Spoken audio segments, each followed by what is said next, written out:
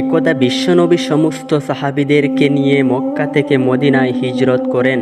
এ সময় মা ফাতেমা বিয়ের একেবারে উপযুক্ত হয়ে ওঠেন। নবীজি যখন মদিনায় আসেন তখন থেকে মা ফাতেমার জন্য একে একে বিয়ার প্রস্তাব আসতে থাকে। বহু দূর দূরান্ত হতে ধনবান সুদর্শ যুবক হজরত মুহাম্মদ সাল্লাল্লাহু আলাইহি ওয়াসাল্লামের আদরের কন্যা কলিজার টুকরা ফাতেমাকে বিবাহ বন্ধনে আবদ্ধ করার জন্য অধীর আগ্রহে প্রস্তাব পাঠাতে লাগলেন। এমনকি আনসার এবং মুহাজির সাহাবীরাও নবী করিম সাল্লাল্লাহু আলাইহি ওয়াসাল্লামের কাছে প্রস্তাব পেশ করলেন। কিন্তু মহানবী হজরত মুহাম্মদ সাল্লাল্লাহু আলাইহি ওয়াসাল্লাম কাউকে কোনরূপ কথা না দিয়ে চুপচাপ থাকেন। অতঃপর বিশ্বনবী মা আয়েশা সিদ্দিকা রাদিয়াল্লাহু তাআলা আনহার কাছে গিয়ে সকলের বিবাহর প্রস্তাবের ব্যাপারে ঘটনা বর্ণনা করেন। তারপর মা আয়েশা বলেন, ইয়া রাসূলুল্লাহ, ফাতেমা আপনার কলিজার টুকরা।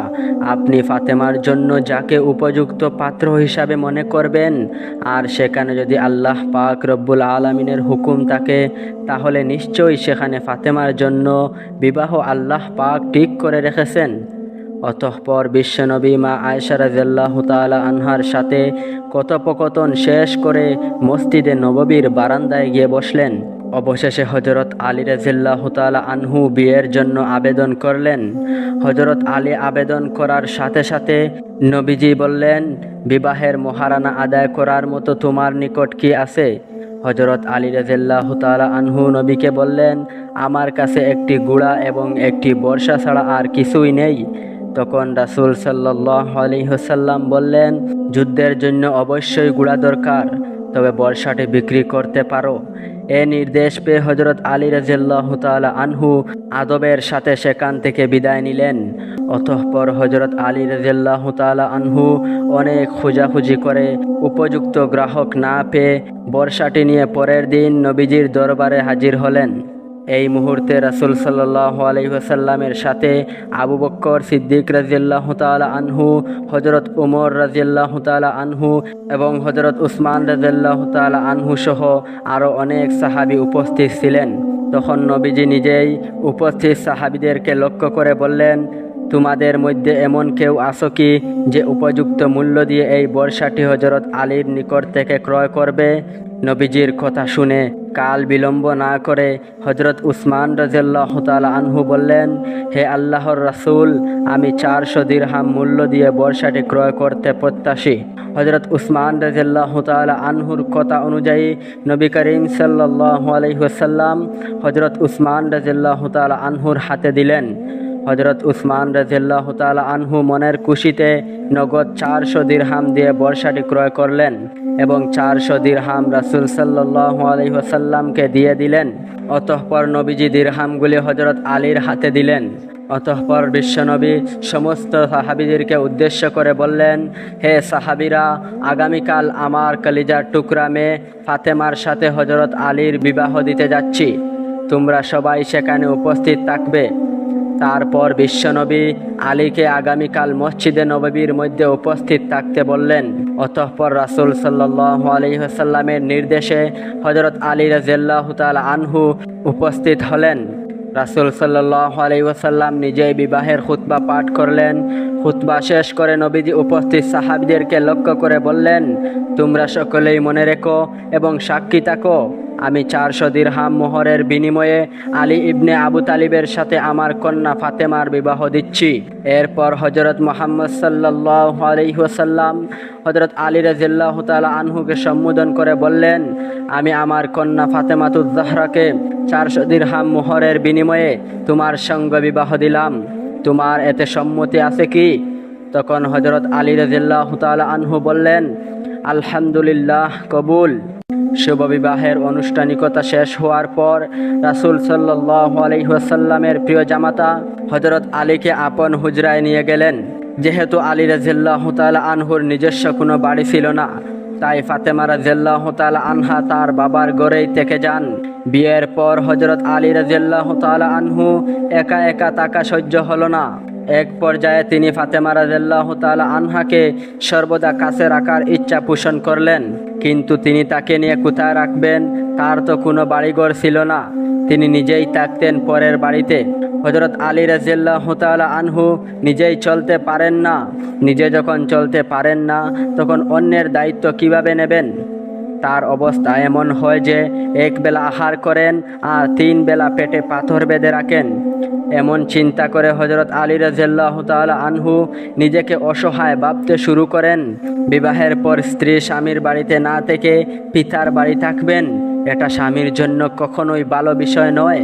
মনে মনে অনেক চিন্তা করলেও ফাতেমা রাদিয়াল্লাহু তাআলা আনহার কথা মনে পড়লে তাকে সর্বক্ষণ কাছে পাওয়ার জন্য মন ব্যাকুল হয়ে ওঠে। ফলে হযরত আলী রাদিয়াল্লাহু তাআলা আনহুর মন থেকে সংকল্প জেড়ে ফেলে তিনি নিজেই ইচ্ছা করলেন যেভাবেই হোক তিনি স্ত্রীকে তার ঘরে নিয়ে আসবেন। শেষ পর্যন্ত হযরত আলী রাদিয়াল্লাহু তাআলা আনহুর প্রিয়তমা স্ত্রী হযরত ফাতেমা রাদিয়াল্লাহু তাআলা আনহাকে নিয়ে স্বাধীনভাবে ঘর সংসার করার জন্য একটি বাড়ি বানালেন। কিন্তু মনের মধ্যে আশার জাল বুনলেও অতিশয় লাজুক হযরত আলী নবীজির কাছে গিয়ে বলতে পারলেন না যে আপনার কলিজার টুকরা মেয়েকে আপনার ঘর হতে আমার ছোট্ট বাড়িতে নিয়ে যাব। হযরত আলী রাদিয়াল্লাহু তাআলা আনহু হযরত ফাতেমা রাদিয়াল্লাহু তাআলা আনহাকে তার গৃহে নিয়ে আসার বিষয়টা সব সময় গভীর চিন্তায় নিমগ্ন থাকতেন। এক পর্যায়ে হযরত আলী রাদিয়াল্লাহু তাআলা আনহুর ছোট ভাই হযরত আকিল রাদিয়াল্লাহু তাআলা আনহু তার ভাইয়ের মনের চঞ্চলতা দেখে বুঝতে পারলেন, যার কারণে তিনি একদিন ভাইকে বললেন, আমার মনের একান্ত ইচ্ছা আপনি আপনার স্ত্রীকে নিজের বাড়িতে নিয়ে আসুন। ভাইয়ের কথা শুনে হযরত আলী রাদিয়াল্লাহু তাআলা আনহু রাসূল সাল্লাল্লাহু আলাইহি ওয়াসাল্লামের অনুমতির কথা বললেন। আকিল রাদিয়াল্লাহু তাআলা আনহু ভাইয়ের কথা শোনা মাত্র হযরত আলীকে নিয়ে উম্মুল মুমিন হযরত আয়েশা রাদিয়াল্লাহু তাআলা আনহার ঘরে চলে গেলেন। আকিলের মুখে আলী রাদিয়াল্লাহু তাআলা আনহুর বাসনা কথা শুনে হযরত আয়েশা রাদিয়াল্লাহু তাআলা আনহা নবী করিম সাল্লাল্লাহু আলাইহি ওয়াসাল্লামের দরবারে উপস্থিত হলেন। হযরত আয়েশা রাদিয়াল্লাহু তাআলা আনহা সালাম দিয়ে নবী করিম সাল্লাল্লাহু আলাইহি ওয়াসাল্লামকে বললেন, আপনার কলিজার টুকরা মেয়ের জামাই হযরত আলী আপনার মেয়ে হযরত ফাতেমা রাদিয়াল্লাহু তাআলা আনহাকে তার নিজের বাড়িতে নিয়ে যাওয়ার জন্য আগ্রহ প্রকাশ করছেন, কিন্তু হযরত আলী রাদিয়াল্লাহু তাআলা আনহু অতি লাজ বলে এই কথা আপনাকে জানাবার মতো সাহস করতে পারছেন না। হযরত আয়েশা রাদিয়াল্লাহু তাআলা আনহার মুখে এই কথাগুলো শুনে হযরত আলী রাদিয়াল্লাহু তাআলা আনহুকে বিশেষভাবে নবী করিম সাল্লাল্লাহু আলাইহি ওয়াসাল্লামের সামনে উপস্থিত করার জন্য বললেন। তখন হযরত আলী আদবের সাথে নবী করিম সাল্লাল্লাহু আলাইহি ওয়াসাল্লামের সামনে আসলেন। আলী রাদিয়াল্লাহু তাআলা আনহুকে দেখে নবীজি বললেন, হে আলী, তুমি কি চাও আমি তোমার স্ত্রী ফাতেমাকে আমার ঘর থেকে বিদায় করে দেই? তখন হযরত আলী বললেন, ইয়া রাসূলুল্লাহ, আমি সেটাই চাই। আলীর মুখে হা কথা শুনে নবীজি তার হাতে কিছু দিরহাম দিয়ে বললেন, বাজার থেকে আটা, পনির, ঘি ইত্যাদি কিনে আনো। অতঃপর আলী রাদিয়াল্লাহু তাআলা আনহু বাজার করে নিয়ে আসলেন। অতঃপর নবীজি নিজ হাতে রুটির সঙ্গে পনির, ঘি ইত্যাদি মিলিয়ে লজিস নামক এক প্রকার খাদ্য তৈরি করলেন এবং উপস্থিত সকলকে খেতে দিলেন একটি পেয়ালাতে। অবশিষ্ট লজিস ভরে তিনি বললেন, এইটুকু হলো আমার মেয়ে এবং তার স্বামীর জন্য। অতঃপর রাসূল সাল্লাল্লাহু আলাইহি ওয়াসাল্লামের নির্দেশক্রমে মা ফাতেমা রাদিয়াল্লাহু তাআলা আনহাকে উপস্থিত করা হলো। নবী করিম সাল্লাল্লাহু আলাইহি ওয়াসাল্লাম ফাতেমাকে হযরত আলী রাদিয়াল্লাহু তাআলা আনহুর হাতে তুলে দিলেন। হযরত আলী রাদিয়াল্লাহু তাআলা আনহু দাওয়াতি কাজ শেষ করে বাড়ির দিকে ফিরছেন। হঠাৎ তিনি খেয়াল করে দেখলেন রাস্তার এক পাশে একটি ফকির শুয়ে আছে। ফকিরটি প্রচণ্ড দুর্বল এবং জীর্ণ শূন্য অবস্থায় রাস্তার পাশে পড়ে আছে। আলী রাদিয়াল্লাহু তাআলা আনহু তার কাছে গেলেন এবং তাকে সালাম দিলেন, কিন্তু সেই ফকির সালামের কোনো উত্তর দিলেন না। আলী রাদিয়াল্লাহু তাআলা আনহু অত্যন্ত অবাক হয়ে তাকে বললেন, আপনি কি জানেন না কেউ যদি সালাম প্রদান করে সেই সালামের জবাব দিতে হয়? হযরত আলীর এই কথা শোনার পর ফকির প্রচণ্ড রেগে গেল। রেগে গিয়ে হযরত আলীকে বললেন, কে আপনি? আপনাকে সালাম দিয়ে কি হবে? সালাম না দিয়ে যদি পারেন আমাকে একটু খাবার দিয়ে সহযোগিতা করুন। আজ 5 দিন ধরে আমি কিছুই খাই না। ক্ষুধার যন্ত্রণায় আমি জীর্ণ শীর্ণ অবস্থায় এখানে পড়ে আছি। ফকিরের এই রাগান্বিত কথা শুনে হজরত আলী রাদিয়াল্লাহু তাআলা আনহু এর মনেও কিছুটা রাগ চলে আসলো, কিন্তু তখনই হজরত আলী রাদিয়াল্লাহু তাআলা আনহুর মনে পড়ল কুরআনের সেই আয়াতের কথা। এই আয়াতে আল্লাহ রব্বুল আলামিন বলেছেন, তোমরা ফকির মিসকিনের সঙ্গে ধমক দিয়ে কিংবা রাগান্বিত হয়ে কথা বলবে না। হজরত আলী রাদিয়াল্লাহু তাআলা আনহু তার রাগ নিয়ন্ত্রণ করলেন এবং কোমল সুরে সেই ফকিরকে বললেন, আমার কাছে তো কোনো খাবার নেই, আমি দাওয়াতি কাজ শেষ করে বাড়ির দিকে যাচ্ছি, একটু দূরেই আমার বাড়ি। আপনি যদি খাবার পেতে চান তাহলে আমার সঙ্গে আমার বাড়িতে চলুন, আমার বাড়িতে গেলে হয়তোবা আমি আপনাকে কিছু খাবার দিতে পারবো। ফকির বলল, আমি প্রচণ্ড দুর্বল, ক্ষুধার যন্ত্রণা আমাকে এতটাই কাবু করেছে যে আমি উঠে দাঁড়াতেও পারছি না। আমি কিভাবে আপনার সঙ্গে আপনার বাড়ি পর্যন্ত হেঁটে যাব? আপনার বাড়িতে আমি যেতে পারি যদি আপনি আমাকে কাঁধে করে নিয়ে যান। অতঃপর হজরত আলী রাদিয়াল্লাহু তাআলা আনহু ফকিরকে কাঁধে নিলেন এবং কাঁধে নিয়ে বাড়ির দিকে হাঁটতে শুরু করলেন। কিছুক্ষণ পর হজরত আলী বাড়িতে পৌঁছালেন এবং বাড়ির উঠানে সেই ফকিরকে শুয়ে রাখলেন। তারপর ঘরের দরজায় গিয়ে সালাম দিলেন, আসসালামু আলাইকুম ইয়া আহলাল বাইত। ঘরের ভেতরে হজরত ফাতেমা রাদিয়াল্লাহু তাআলা আনহা এবং হাসান ও হুসাইন অবস্থান করেছিলেন। হজরত ফাতেমা রাদিয়াল্লাহু তাআলা আনহা ক্ষুধার যন্ত্রণায় অনেক দুর্বল হয়ে গিয়েছিলেন, কেননা গত 3 দিন ধরে ফাতেমার চুলায়ও কোনো আগুন জ্বলে না। ফাতেমা যখনই তার স্বামীর কণ্ঠের আওয়াজ শুনলেন, তিনি দুর্বল অবস্থায় ধীরে ধীরে উঠে এসে তার স্বামীর জন্য দরজাটা খুলে দিলেন। হজরত আলী রাদিয়াল্লাহু তাআলা আনহু ঘরের ভিতরে প্রবেশ করে দেখলেন ফাতিমা অনেক দুর্বল। ফাতেমার চোখগুলো ভিতরে সামান্য ঢুকে গিয়েছে। ফাতেমার চোখে মুখে বিরক্তি আর ক্ষুধার ছাপ। হজরত আলী রাদিয়াল্লাহু তাআলা আনহু জিজ্ঞেস করলেন, ফাতেমা, কি হয়েছে? ফাতেমা রাদিয়াল্লাহু তাআলা আনহা বললেন, আজ কয়েকদিন আগেই আপনি দাওয়াতি কাজে চলে গিয়েছিলেন। গত 3 দিন ধরে আমাদের ঘরে কোনো খাবার নেই। বাচ্চা দুটো অনাহারে আছে, তারা ক্ষুধার যন্ত্রণায় কাতরাচ্ছে। ফাতেমার এই কথা শোনার পর হজরত আলীর মাথার উপর যেন আসমান ভেঙে পড়ল। হজরত আলী রাদিয়াল্লাহু তাআলা আনহু বললেন, আমি রাস্তা থেকে একজন ক্ষুধার্ত ফকিরকে সঙ্গে করে নিয়ে এসেছি এবং তাকে এই আশ্বাস দিয়েছি যে আমার বাড়িতে আসলে আমি তাকে খাবার দিতে পারবো। এখন তো ঘরে কোনো প্রকার খাবার নেই, আমি সেই ফকিরকে কোথায় থেকে খাবার দেব? হজরত আলী রাদিয়াল্লাহু তাআলা আনহু আর দেরি করলেন না। তিনি জায়নামাজ বিছিয়ে 4 রাকাত সালাতুল হাজাত আদায় করে নিলেন। অতঃপর আলী রাদিয়াল্লাহু তাআলা আনহু আল্লাহর দরবারে বললেন, তুমি তো রহমান, তুমি তো রহিম, তুমি তো মেহেরবান, তুমি চাইলে সবই সম্ভব। একজন ফকিরকে আমি মেহমান করে বাড়িতে নিয়ে এসেছি, এখন যদি তাকে খাবার দিতে না পারি তাহলে তার সামনে আমি লজ্জিত হব। হে রাব্বুল আলামিন, তুমি আমার সম্মান রক্ষা করো, আমাকে সাহায্য করো। আমি আমার ক্ষুধার্ত স্ত্রীর জন্য খাবার চাই না, আমার ক্ষুধার্ত সন্তানদের জন্য খাবার চাই না, আমি শুধু সেই ফকিরকে দেবার জন্য তোমার দরবারে খাবার চাই। তুমি দয়া করে আমাকে সাহায্য করো, তোমার রহম দিয়ে আমাকে পরিপূর্ণ করো। হজরত আলী রাদিয়াল্লাহু তাআলা আনহু এর দোয়া আল্লাহ রব্বুল আলামিনের আরশে পৌঁছে গেল। সঙ্গে সঙ্গে আল্লাহ রব্বুল আলামিন জান্নাত থেকে এক টুকরা খাবার পাঠালেন। একজন অদৃশ্য ফেরেশতা এসে হজরত আলী রাদিয়াল্লাহু তাআলা আনহু এর সামনে জান্নাতি খাবারের সেই টুকরা রাখলেন। অতঃপর আলী রাদিয়াল্লাহু তাআলা আনহু মুনাজাত শেষ করে যখন টুকরা দেখলেন, তিনি আল্লাহ রব্বুল আলামিনের দরবারে শুকরিয়া আদায় করতে লাগলেন। মা ফাতেমার ঘরে জান্নাতি খাবারের টুকরা, চতুর্দিক থেকে যেন জান্নাতি ঘ্রাণ বের হচ্ছে। পাশের কক্ষ থেকে হজরত হাসান এবং হুসাইন খাবারের ঘ্রাণ পেয়ে ছুটে আসলেন এই কক্ষে। হজরত হাসান এবং হুসাইন রাদিয়াল্লাহু তাআলা আনহু এক দৌড়ে এসে হজরত আলীকে জড়িয়ে ধরলেন। হজরত হাসান বলতে লাগলেন, আব্বাজান, গত 3 দিন ধরে আমরা কিছুই খাইনি। হজরত হুসাইন রাদিয়াল্লাহু তাআলা আনহু হাসানকে বললেন, ভাই আমার কাছে মায়ের চেয়ে আমার বাবাই অনেক ভালো। কেননা গত 3 দিন ধরে মায়ের কাছে কতবার খাবার চাইলাম, মা একবারও আমাদের একটু খাবার দিল না। আর দেখো না, বাবা আমাদের জন্য খাবার নিয়ে এসেছে। হুসাইনের এই কথা শুনে মা ফাতেমা মুচকি হাসলেন।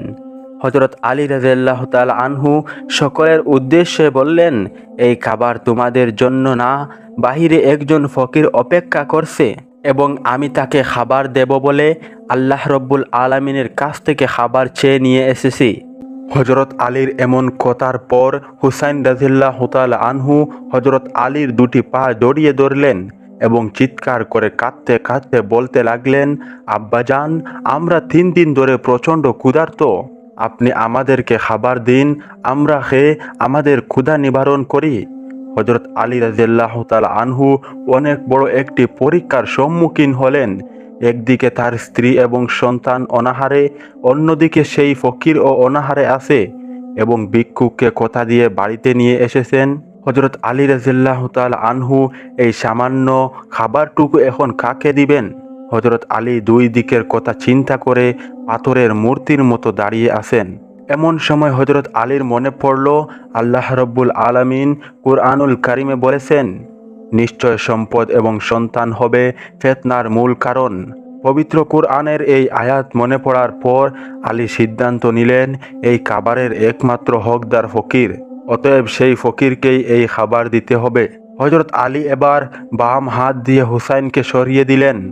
তারপর ঘর থেকে বের হলেন ভিক্ষুককে খাবার দেওয়ার জন্য। হজরত আলী ঘর থেকে যখনই বের হলেন, তিনি এক অবাক দৃশ্য দেখলেন। তিনি দেখলেন ভিক্ষুক দাঁড়িয়ে দাঁড়িয়ে মুচকি হাসছে।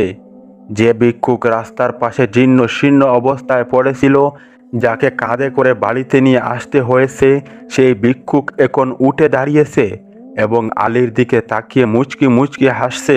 হজরত আলী রাদিয়াল্লাহু তাআলা আনহু কিছু বলার আগেই ভিক্ষুক বলল, ওয়ালাইকুম আসসালাম। হজরত আলী বললেন, কে আপনি? একটু আগেই তো আপনি রাস্তায় বেহাল অবস্থায় পড়েছিলেন। আপনি এতটাই দুর্বল ছিলেন যে আপনাকে কাঁধে করে আমি এখানে নিয়ে এসেছি, আর এখন আপনি উঠে দাঁড়িয়েছেন এবং মুচকি হাসছেন। আর আপনাকে সালাম দিয়েছিলাম কবে? সেই সালামের জবাব আপনি এখন দিলেন। সেই ফকির তখন বলল, হে আসাদুল্লাহিল গালিব, হজরত আলী, আমি আর কেউ নই, আমি আল্লাহর রহমতের ফেরেশতা। আমি আপনাকে পরীক্ষা করার জন্য এত কিছু করেছি। নবীর সাহাবীদের মধ্যে আপনি এমন একজন ব্যক্তি, আপনি একসঙ্গে এতগুলো ডিগ্রি অর্জন করেছেন যা নবীর আর কোনো সাহাবী করতে পারেনি।